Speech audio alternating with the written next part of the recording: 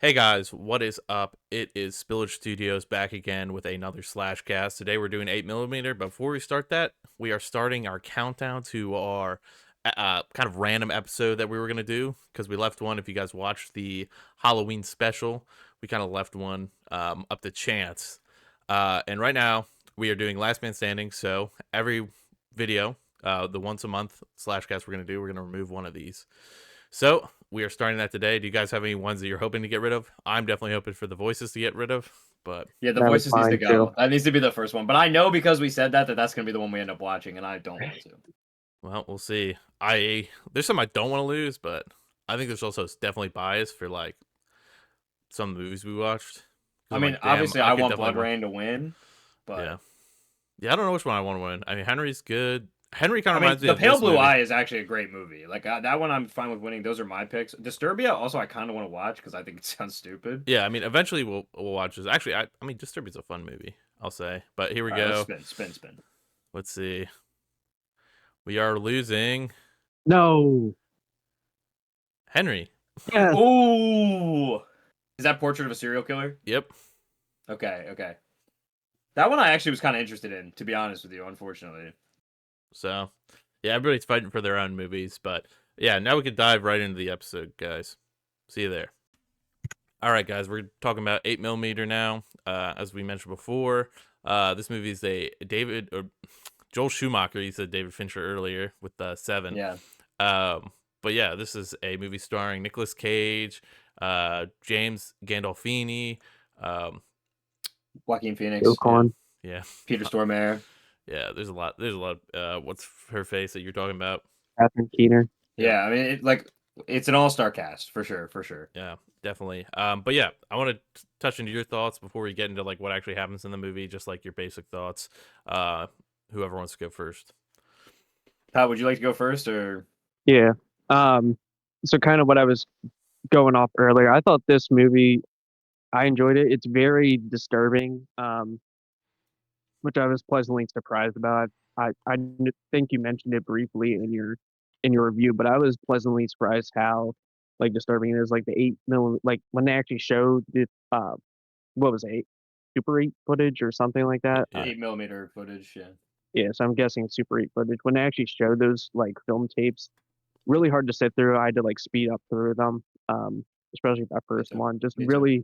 really disturbing. But overall, I thought it was a very uh, just clever written crime thriller, if you want to call it that. I think Nicolas Cage and um, Joaquin Phoenix, they had a good dynamic on screen. I think when they were on screen together, I think those were kind of like the strong points in the movie. Kind of a slow burn for the first like 30 minutes. The last 30 minutes kind of takes a shift, which we'll talk about later, and becomes what Ethan was saying, more of like a revenge type of film. So it kind of shifts throughout the entire film. I think there's three different phases. You know, you have the beginning, slow burn, kind of narrating this crime, and then the second part is when they're investigating the underground scene, which is very disturbing too, especially when Nicolas Cage and Joaquin Phoenix they like go into depth into the underground pornography scene, just deeply disturbing. They did a good job depicting that on screen, just that uncomfortable, just eerie atmosphere the entire time. Um, yeah, just overall, I just thought it was like just a deeply disturbing horror thriller. Would I recommend this to someone? Probably not, because it's just very. I think it's very tough to sit through. Um, but yeah, those are just kind of my general thoughts. I think we'll dive into a little bit more as we go forward. So, Cole. Yeah, I mean, to piggyback off what you were saying, I think disturbing is a great way to describe it. I did really appreciate the kind of almost like not I wouldn't say like noir, but like detective-y thriller type thing. Mhm. That's very much up my alley. So I was super into that. That hooked me right in the beginning. It's definitely got that kind of slow burn. I think the subject matter that this movie gets into also is very prescient for the times that we're living in. So I found that very interesting. And I think when you start to get into like the deep kind of seedy underbelly of things, it does start to become more like psychologically disturbing because there are disturbing scenes, especially when they're showing some of the things that are like the subject matter of the case. Um, but I think the psychological horror and like the horror in the background, if it makes sense, of like everything you start thinking about that's going on in this world that he's like uncovering. starts to really like creep in throughout the movie. And I also think the tension with his own life outside of his case and stuff also got like really tense towards the end. And I do think it has like a really good curve of like ramping the tension and like the tension and the horror elements of it, or thriller elements of it, I suppose. And I did think it was a really good movie. I was pleasantly surprised. I know Ethan had said that the reviews are like kind of poor for this movie, which Mhm. really surprised me because all-star cast. I think the acting is fucking amazing. I think Nick Cage is doing amazing in this movie, Yeah. and so that really surprised me. And about recommending it to people, yeah, I don't. I think it would be hard to recommend this to somebody without like telling them what it's about, because it's definitely one of those movies. And I'm not one of these people who really believes in like a trigger warning most of the time, but I think this movie I would give a trigger warning for to a Yeah, lot of people, because like if totally. you're very faint of heart, especially with like pretty realistic violence and things like that, I think this could be a little bit troubling to watch for sure. And maybe this movie got review bombed because you know, maybe there's some people who don't want this kind of stuff out there. Yeah, Make I was some people actually look bad. So actually, I did research the why it was review bombed. It just said like it was like kind of that end of that era of these kind of dark like mystery films, kind of Sure. I like was just making a Silence of the Lambs and Seven like came out before this, so it kind of almost like that. Like how now we're having that superhero like yeah. you I know kind of see the Seven comparison as well, Pat. I know you were saying it might be a similar writer. yeah, I think it's the same writer that wrote Seven, Honestly, and he just wrote that If new movie Fincher made Psycho this Killer. movie, it would be fucking disgusting, and I would probably have Yeah, not liked it as much. I actually think Joel Schumacher toned it down a notch too. Yeah, I Like think I probably totally this was agree. worse in the script. I totally agree that David Fincher would probably make 10 times more, Yeah. of an I extremist mean, movie. have you seen Alien 3? Seven? Well, yeah, 7, but I'm saying like just what he did to Alien, and then think of something that's way more up his alley like this would have been terrible. Yeah. yeah I don't yeah I don't know I like But that yeah, I sorry. do like that this is like really like compared to like something like Seven, like yeah, I guess it's Seven, even Silence of the Lambs kind of thing. Like this feels very grounded. Like nothing Yeah. feels like I it think that's what makes feels it scarier. It yeah feels real. The conversations that they have, like between characters, like when he's talking to the suspect's mom, yeah like it's like very human, very real. Even just the conversation between him and his wife, like it yeah just felt very realistic. And like I think that sets the tone for the movie that like this could happen. yeah Like, I and I just think that thought, makes it way more terrifying. yeah, I thought when especially they go into like the underground, like pornography, like rings and all that, I thought those parts were really disturbing because it almost felt like real, like, yeah they definitely had to do like some research and obviously try to mimic what it actually was like around that time. And it's just like in the back of your head, you're just like, man, like this is probably what these rings like actually look like, Yeah. especially in, Southern California area, Los Right. Angeles, yeah where I definitely think too with the whole thing. Like I think it works as like a piece for its time too, but like now it's almost, even though it works well as like being that 90s to like 2000s, because you have less of that technology that we have now, so like really helps out that way for the plot, but it also like really delves into the, as you were talking, like kind of prevalent topics with all this kind mhm, of stuff where it's like, we're just in a dark time. And I think overall, like, you know there's a whole, people with I think it's a pornography movie that addiction and rings stuff like that. true Yeah, now. I think it like rings more true now than maybe it did when it came out. yeah, But I wonder though, the people who made this movie, because of the circles they probably run in, what some of those people knew yeah, yeah. and about the world in general, just in general. yeah. And I just find that interesting. But I was going to say, Ethan, do you want to kind of take us through the plot a little bit, since it's your movie, and we'll kind of just jump in where there's things to say? I have a lot of notes that kind of are through the whole movie. So, Yeah. Um Overall, of course, this movie starts out and you kind of just see him doing his like PI stuff. Of course, Nicolas Cage's character, Tom Wells. Um and what's up? I was going to say, my first note is HIA mentioned Harrisburg International Airport. Yes. Yeah. Did So anybody else catch it that? So starts he's from Pennsylvania. yeah, it starts in Miami. Of course, just a little kind of throwaway scene just to show you that he's like a decent PI, like, you know, can do his job. Um, and then he kind of comes home. His wife, it kind of shows you that him and his wife are kind of in like a strenuous situation, just with him being a PI who jumps around a lot. Because he seems like he does good work, at least for the most part. even though later it kind of comes, you know, people say it like kind of a different way, but we'll get to that. But yeah, he basically comes home, has a baby, has a wife, um, and she's hoping that he's home. You gotta see that he's kind of almost a little bit of a compulsive liar too, with the whole smoking thing, which will come up like almost later with a bit too.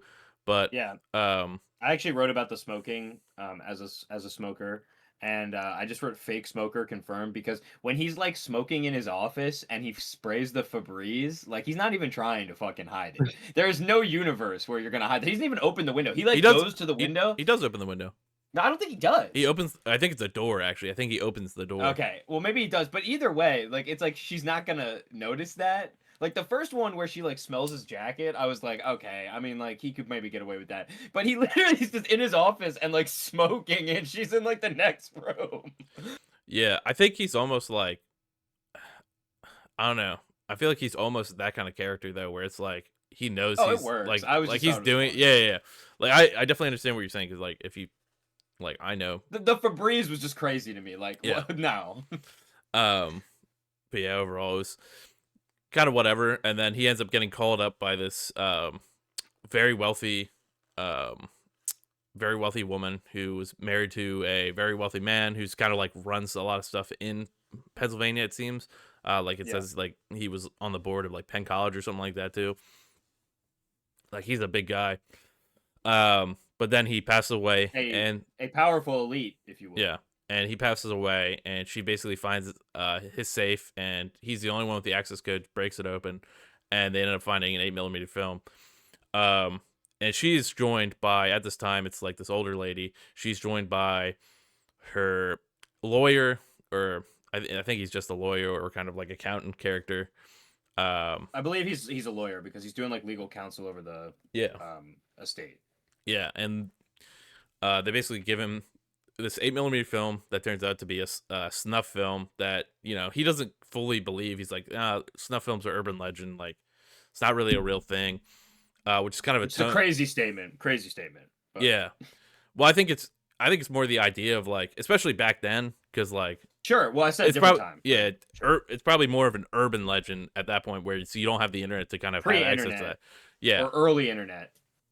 And that kind of runs true throughout like the first half of the movie. That's very like, this isn't a thing, but we'll get into that. Basically, they tell him to watch this film. It's really fucked up. It features a man in a mask, basically just murdering a woman. I don't think like nothing really like sexual happens in it in that one. Not that we see. Not that we're shown. Yeah, which is probably for the better. It's implied. Yeah, but, yeah. like, it's not shown, which is definitely for the better. But I always liked too how they made like Nicolas Cage's character like almost have like just the human element of like he can't even like sit through like I don't know if you noticed like the first scene Yeah, he's, like, in when he disgusted. watches the tape he's I like think it's he's set up for later disgusted, in the turns it movie off. when Yeah. he starts to like get kind of numb to it. Yeah, I do. There's a really good scene I want to talk about later. But so overall, basically, he starts this investigation. He goes to a little like, I don't know what you want to call it. I think it's just like a center that basically searches for missing youth and stuff like that. He goes to the police. He goes to like a police headquarters. Was it a headquarters? Is that what they say? It's like it's like a police headquarters. I don't know if it's New York. It might be Philly or like it's Maryland. I think he goes to Maryland because I think that's where. I thought it was like the missing persons headquarters for the like a big. Oh, maybe. I think it was for the headquarters there. But yeah, basically he ends so up in like DC maybe. Yeah, he ends up looking for this girl that he basically takes snapshots of and tries to like compare. He's kind of just, there's already tensions. He's trying to tell his wife he'll be home within a couple days. Like it's not leading anywhere. He ended up finding a missing file for this girl, and he tracks her down, or tracks her mother's down, actually, to a home in, I forget where it is. They're in Maryland. It's Fayetteville, Maryland. Is where the mom is? I believe so, yeah. Okay, yeah. So he tracks her down, ends up finding her, says like the FBI looked, but he's basically lying to her, gives her a fake name, says he's like, oh, like I'm just doing an audit on all these cases, so like don't have hope, like don't higher expectations that we're gonna find her just because of this. He definitely plays this thing. I wanted to mention this where he like plays characters, and I really like this aspect of it, where he knows like how to lie to people to get them Yeah. to do what he wants, which I think goes to like his strength as like a detective. But it's just like I think it's cool the way he weaves it in, and like also though, for some of them, it's like nobody's falling for that shit. Yeah. Especially the one where he like passes the security guard and he's like, "Fuck you, Larry." Yeah. Like he even, you know what scene I'm talking about when they go to the Yeah, yeah. one like private I feel room. like it almost works though, because it's like, it's we'll get to that. Well, we'll get there in a second. But yeah, basically he ends up like looking around the house a little bit just to see if there's any evidence. Ends up going to the bathroom. This is like one thing I have to suspend my belief heavily for. I wrote possessed by the plot for this moment. Yeah, this is like the only moment in the movie I'm like, damn, that's just He literally gets like a vision from heaven yeah. to like do this, and I'm like, brother. But ends up finding this girl's. You just have to put you just have to put yourself into the mind of a teenage girl. Yeah. Finds this girl's diary that she stuffed in a toilet to hide from her stepdad, who he's like asking about. I thought the stepdad would actually be more part of the plot. I did too. On, I think that was a red herring though. I think it was like thrown in there to make you think that it was. Oh, we didn't even talk about one of the actors. But basically he reads this notebook, finds out that she was supposed to go to Hollywood with her boyfriend. I have it in my notes. I know who you're but he goes to her boyfriend's the prison where he's working, where he goes to his dad, and his dad's like, oh, like he's like, oh, I owe money to this guy, and he's like, oh, that's a surprise, and he's like, oh, well, I want to give it to him in person, I don't want to give it to you, and he's like, well, he's in prison. So you walk up, it's Norman Reedus. Well, I couldn't very tell. young. He was. I didn't even realize young. that was him. I couldn't tell, but Amazon has like the thing that it tells you who's in the scene. And I was like, oh my god, that's Norman Reedus. And I thought it was really funny because he says how he wanted to be a big action star. Yeah. And he's fucking Norman Reedus. Yeah. So it's pretty cool to see him in like a younger role. Also, he's like a nothing character. Yeah. He's like a. Yeah. He's in for like 2 he minutes. moves on the plot like a little bit. But then basically after all that stuff kind of turns out to be red herrings, he kind of goes to see the mom again before he leaves. And I think it's one of the better scenes in the movie is when he goes up to her and he's like, I need to ask you like a serious question. Like, what would you prefer? Would you prefer to have this hope that she's alive, or would you rather know she's dead, or like she's never gonna come back and she's missing? Yeah. And the mom's like, I'd rather have her come back, which will be a big thing later on in the movie, which is one of the most like crazy scenes. That was one. That scene was crazy. But yeah, afterwards he goes to Hollywood, kind of goes to the like vice, like sex kind of area of Well, I want to say about that scene with the mom really quick too. Yeah. I like the end of that scene because he gives himself away at the very end, where he says like, "I'll let you know what I find out," because he the whole time he's acting like he's not investigating. Yeah. He's just seeing if they're gonna keep the investigation open. So I think that was him saying like, "I am looking into it." Like, yeah. And then you get to this part where we go to Hollywood. He's kind of driving around. It's a cool little scene when he's driving around. You get to see all the stuff. Like it's kind of a cool little scene. But then he goes to a porno store where we meet Max Hollywood, Phoenix's character in this film. And he's kind of this sleazy, porn store owner. And he's just kind a clerk. He's not the owner. I think I guess he's a clerk, but it's called Max Hollywood's.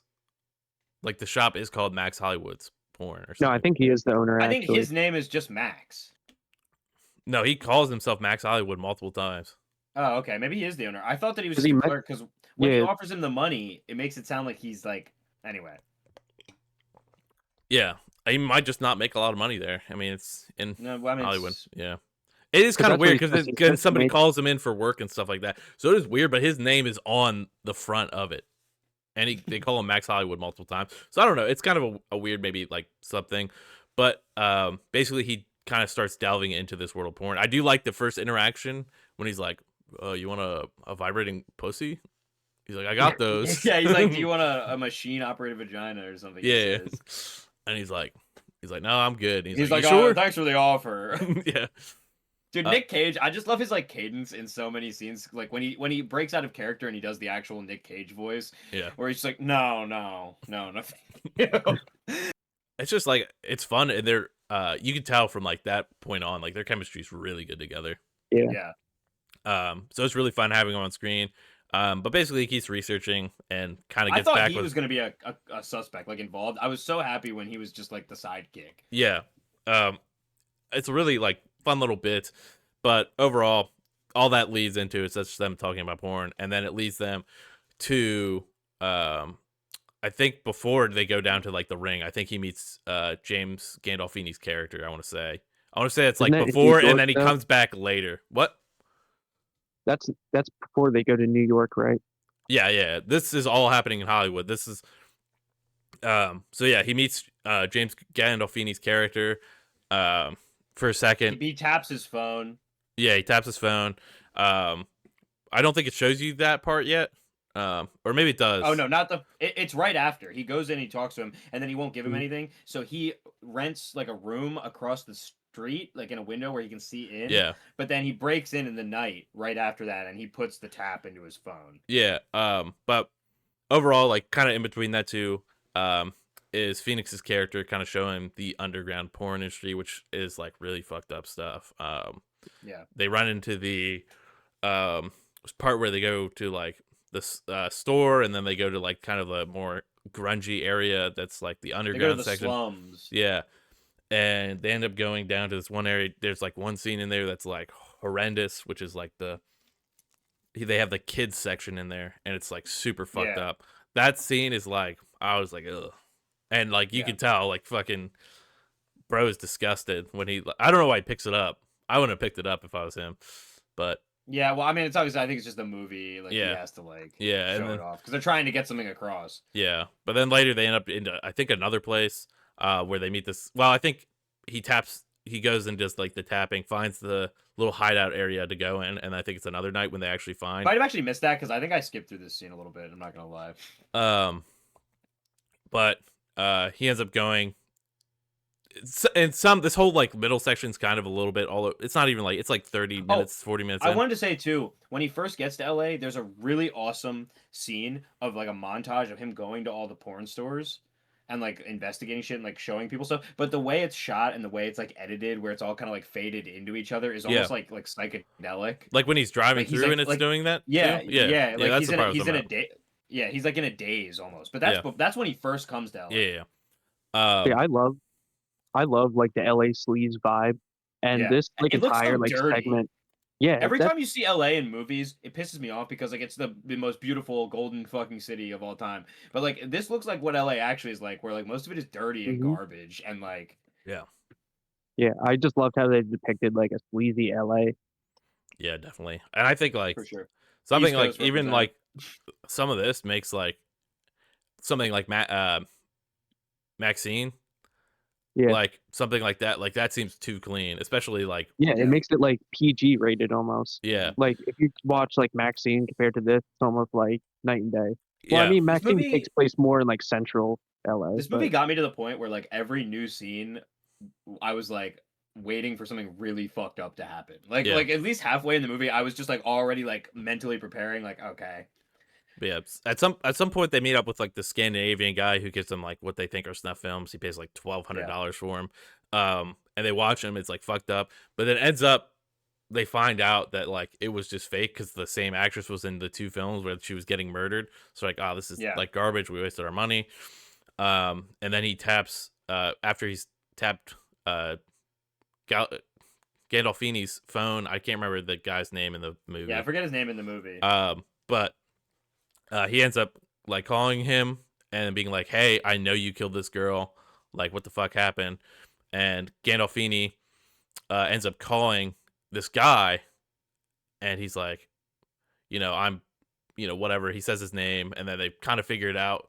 And Phoenix or Max kind of calls the guy. He has a contact and basically figures out, oh, it's this guy that he was talking to, and they book a kind of special meeting with him, Yeah. which leads them And to New before York. that, I think he also follows James Gandolfini home at one point because that's when you see like hmm that he's doing porn stuff. Yeah, and he goes to the pool, yeah, and then he gets Yeah. like chased off, and he Yeah. shoves the guy in the pool, which is pretty Yeah. funny scene.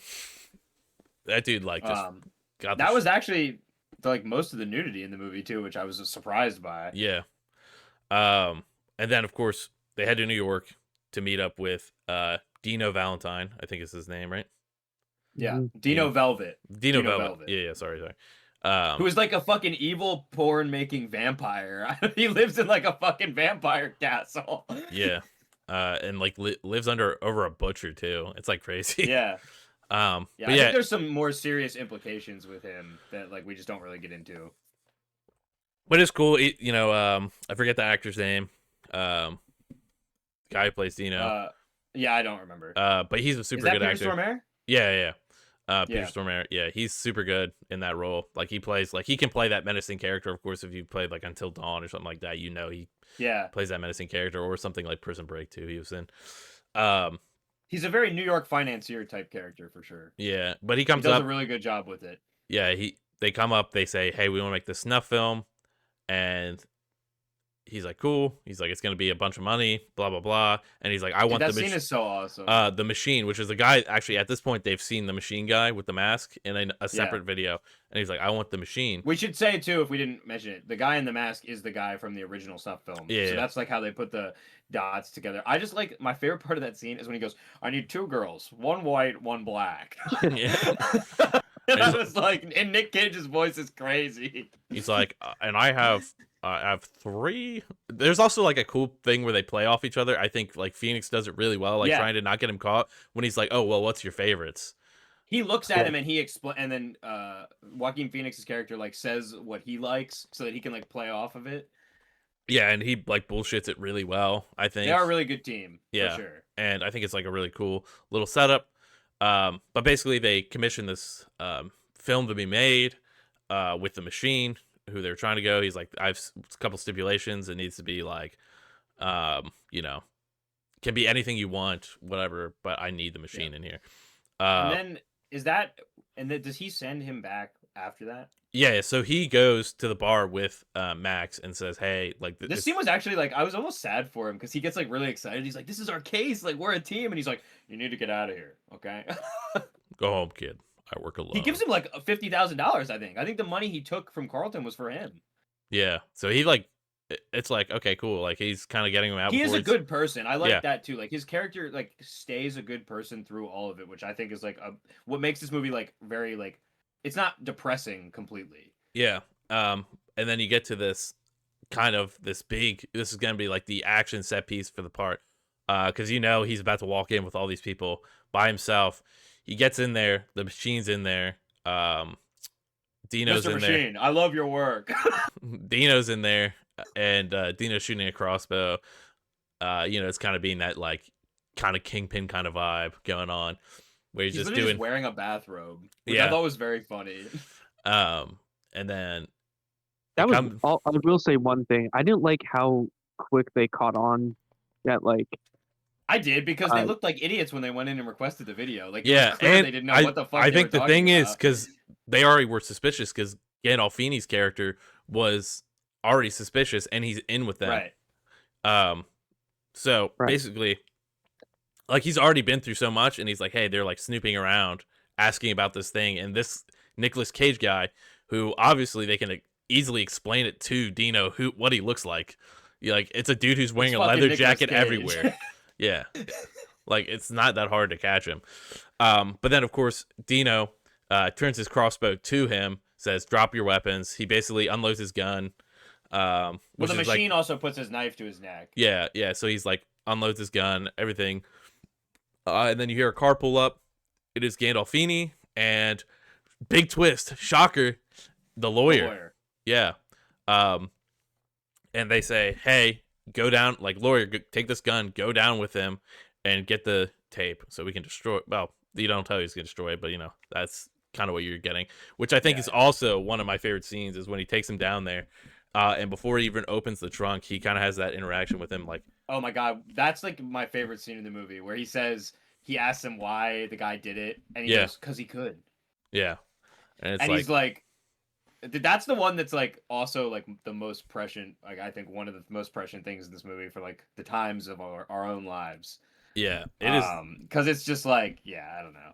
Yeah, it's a crazy like. It makes it so much more disgusting, I think. Yeah, and it makes you like. And I really like Nicolas Cage's fucking reaction to that. His reaction so real. is just like, just like depression, just like He almost gives up in that moment for a minute, which is like the worst part of it, where he's just like, whatever. Yeah.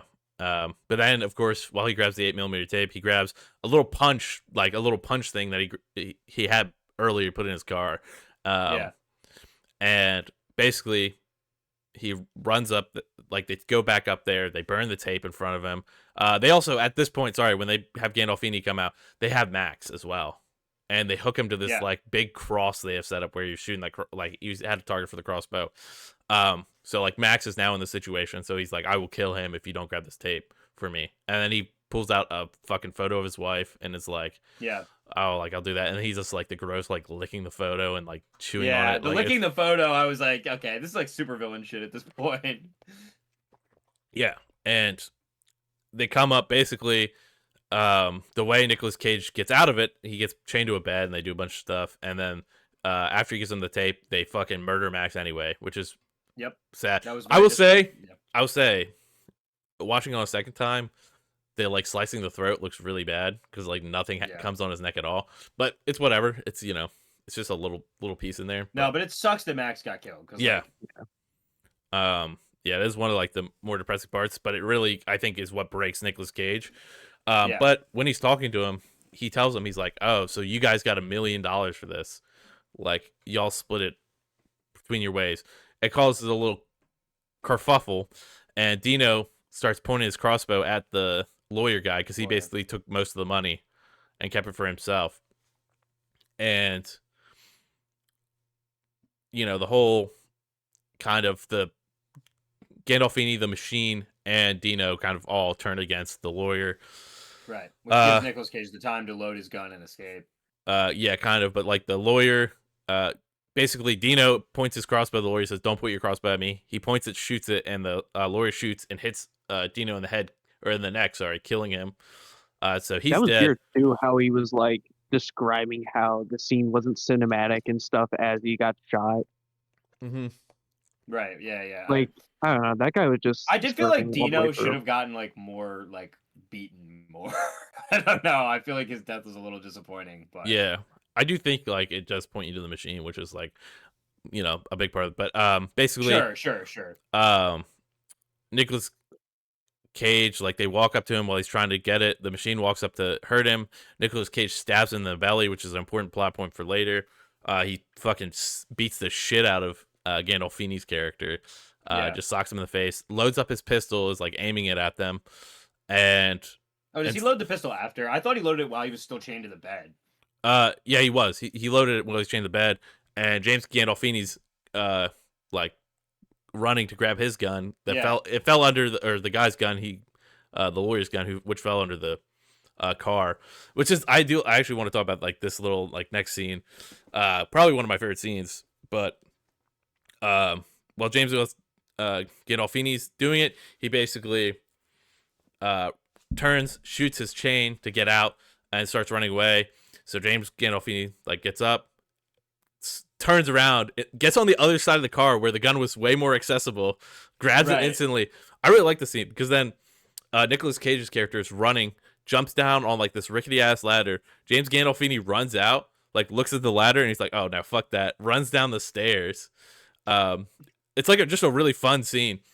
Well, again, it goes to that realistic though, because in real life, that's what would happen. Like it wouldn't like they're not gonna chase you out on the fucking catwalk. Yeah. But then basically a super cool car scene where he's driving away because he got shot or stabbed or something like that. I think he got stabbed, right? Or no, he got shot. I think he got stabbed. He got stabbed in the stomach. He stabbed later. Yeah, something happened because he's running away. Maybe he didn't get. I think he was just hurt from them beating the shit out of him. Yeah, I think he was just hurt because he gets stabbed later. Yeah, but then he drives away. And his car's all shot up. He calls up his wife and is like, "Hey, you need to go to the summer home that we go to. Like, you need to get the fuck out of there," because they know his family now. Yeah. So he meets up with her, and she's like, "Hey, you need to stop this. Like, you need to get out while you still can." And while you're still alive. Yeah, and his he's like, he knows like how bad it is, so he's like consciously can't do that. So he tells his wife like, "Hey, like I have to do this," and she's like, "Well, we won't be here when you come back." Also, when he's driving away is when he finds out that Mrs. Carlton killed herself.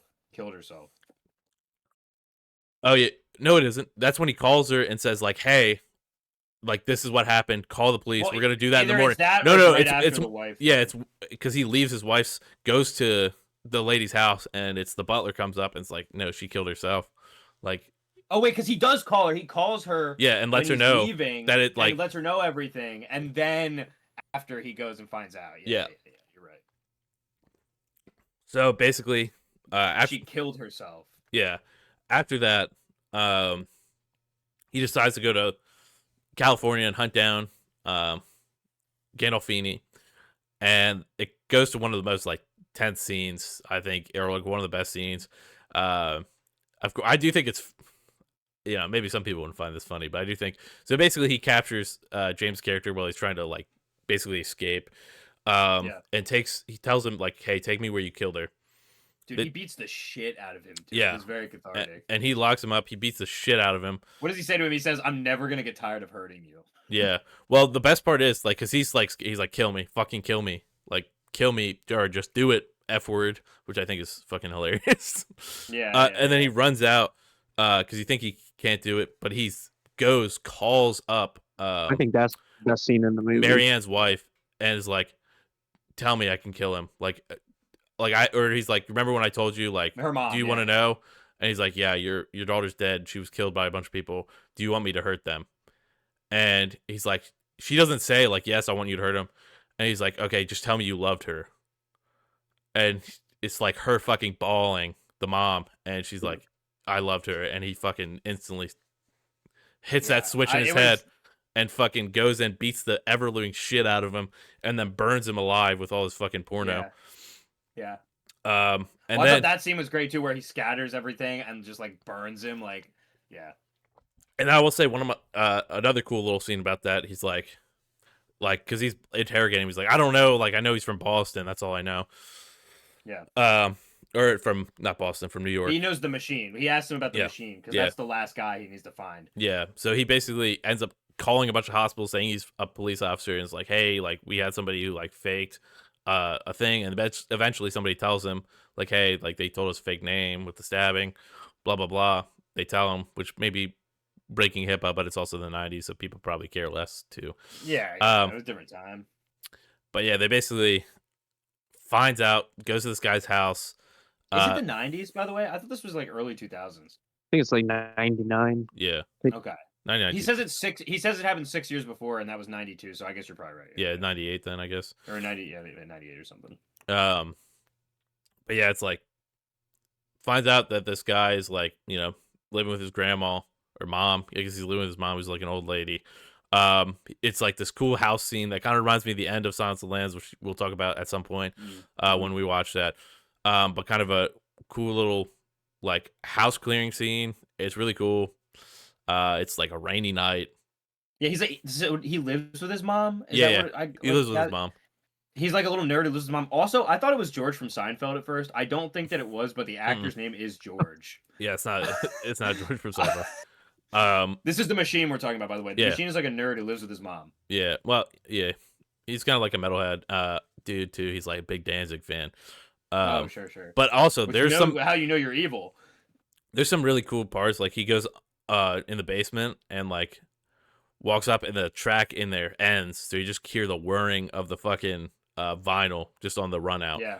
So you just hear the whirring. He like walks up, and you hear the whirring through all the house.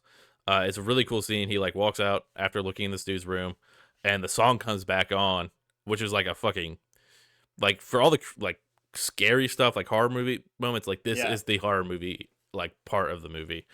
Right. We found the killer. This is the killer. Like, he's finally confronting him. Yeah, and the music comes back on. He walks in the room, gets jumped by him. It's a cool little like battle where he's like trying to get his pistol. He basically Also, this guy lives next to a cemetery, by the way.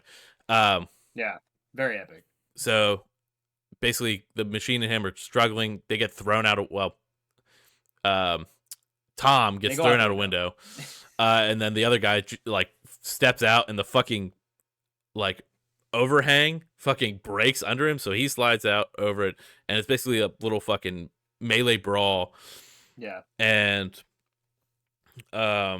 yeah, whatever happens, it's just kind of your melee brawl. But I think one of the best scenes is he kind of beats him down a little bit, and he pulls out his gun, and like has him. He's like, pull off the mask, and then when he pulls off the mask, he's like, "What'd you expect, a monster?" Like that scene's pretty fucking. That line Oh hits yeah, pretty where he hard. says like all the stuff about his life too, and how he's like nothing Yeah, ever happened to him. Like yeah, he's not like troubled. He's just a piece of shit. Like yeah, just straight up. He's just evil. yeah. That's it. And I think that's like a thing that like a lot of movies don't do. Is like, Yeah. no, I'm just a But that's normal the guy. one of the best parts. Like Yeah, he is just evil. There's no like backstory or anything. He's just a bad person. yeah. And basically, he's talking to him so he can try and run him with a knife, but he has the gun and fucking blasts him. Uh, and then he He does gets, throw the knife at him yeah, he though. does throw the knife at him. And so Tom Or gets like yeah, stabbed in he the gets, chest. yeah, he doesn't even get shoot him. He fucking gets Yeah, stabbed when in he the, gets hit with the knife, he like drops the gun. yeah, and then fucking, But I think he does shoot him. Like he shoots at him. well, I think he gets Does like he miss though? gets like the urn or whatever sitting by the grave and stabs him. Or no, that's when he drops back for the mask. So I think he has to shoot him or something. I think he shoots him, and then as he's shooting him, he throws the knife and stabs him with it. Mhm. It's just pretty fucked up scene, like cool little ending, like action packed ending Yeah. from like the Gandolfini parts and onward. Yeah, it really ramps up in that last act. But then he basically just drives to a hospital, gets treated, goes home, is like happy. But you see him kind His of like, wife and kid are still there. yeah, like a broken man, kind of. And that's like Yeah. the big thing is when he comes home, his wife and kids are still there after she said she wouldn't be there, And he starts like we don't get a bawling. resolution to the case, right? Like we don't know that he like We do like, because he he did- gets he did- the letter in the mail after he's like Letter, broken yeah, from the Janet. mom. right. But I don't think I Oh, thought like- she was just thanking him though. Yeah. Like we don't get like to find out like did he like get the police involved eventually? Like I don't know. He did kill people, so like Yeah, I don't know. It's just fucked up overall, and it might I be don't, one of those things though. These people are like in the underground, like it doesn't Yeah. really. yeah. But overall, like that's kind of the ending of the movie. He gets like a final letter from the mom thanking him. His wife kind of gives him a look, and that's why I say happy ending because it seems like maybe that they can fix things, but he is fucked up. yeah, Like yeah, you can tell. Like, Yeah. dude's not happy. I think that's some of the best acting is when he like falls into her arms and he's like, "Save me." yeah, yeah. That part's like it's just a fucked up movie, and I think like Yeah, Nicolas It's heavy. Cage, It's as much heavy. as he's a fucking like people say he's a joke actor, this is like his prowess is like really shown off. Like he I feel shows like like people don't understand that he is like his range is insane. sorry, I had a cough, No, but you're good. No, you're good. yeah, it's just such like a well done. And I think the progression of emotions is so well I done. think all the acting in this is fucking amazing. like, Yeah. to be honest with you. I will say the weakest part is probably like the scenes with the wife, just because it shows sparse. Yeah, I kind that's- of like that the wife is like this check-in throughout the movie Yeah. though, and you can kind of see the disintegration of it as he like misses calls and it becomes more like Yeah, maybe it's like, and it's something I didn't think about before. Maybe it's just like the him losing his humanity is like throughout that film, Yeah. and like kind of getting there, and then like at the end when he comes back and finds her, it's like, oh my gosh, he's kind of restored from like that I think dark for place. sure that's like the arc, but like at least he gets to have his happy ending, even though other people didn't really. Mhm. Yeah, But I do think I agree with you that my two favorite scenes are the scene with the lawyer where he asks him why the guy did it, and he was like because he can, and the other scene is the one with the mom yeah, Mhm. where he's like, he needs like a moral compass to tell him not to, and she Yeah. doesn't. I still really like the fucking. I still really like the scene too at the end when he pulls off the mask and they're just talking. That part also Yeah. is one of my favorites. This is like my top 3, Yeah, and that's a good scene. the chase because I just really like the way the chase went when he's like running down and then it gets like Yeah. just shot wise and it goes like past the buildings because I thought it was just gonna like zoom past, but then he does that turn up and I was like, oh, that's actually like Yeah. pretty cool. So do we all want to give a rating and then Yeah. close this out? I think I might rate this because I watched it today as well. Yeah. And I think honestly, like rewatchability, I was like, damn, this is actually like pretty rewatchable. And there's like moments Dude, I think 9 out of 10. I I'm gonna be missed- honest with you, I really, really like this movie. And one thing I will say, something I didn't realize because I think I was watching it on a bigger screen, is the scenes where like there's somebody watching him, which I think is part of the reason they know when he gets there. Yeah, the lawyer. It's the lawyer. Yeah, It's So, following him around. yeah. And it's like something I we didn't see in the mention original. that before, but it's like throughout Yeah. like the first like 2 acts of the movie, the lawyer is like in scenes, and I love how it does it. It like zooms out, and then it's like kind of the lawyer is here, and like it zooms out like from it. Yeah, and you really can't tell who it is. Like it's like No. perfectly blacked. It's not I one of those things. assume it's the lawyer, but it could be anybody. Yeah, and I think it just adds a cool little twist to the Yeah. scenes. But 9 out of 10 for me. That would be my rating. I really like this movie. It's one of those things, like I said, I don't know if I can recommend it to a lot of people, but I Yeah. liked it a lot. Pat, It's like right up my alley. what's your rating? I would honestly say like 7.5, 8. I was pleasantly surprised by how good this is. Like, Yeah. I I don't could come down understand. to like I an personally 8.5. don't understand. Yeah, I personally don't understand like the bad reviews of this. Like, I get the point where you're saying like, yeah, it's deeply disturbing, sure, but I just think It's because a it's. lot of people in Hollywood are, and a word I can't say on YouTube. Yeah, I think. But yeah, I honestly I was really kind of surprised by this movie. Yeah, I think it's really well done crime thriller.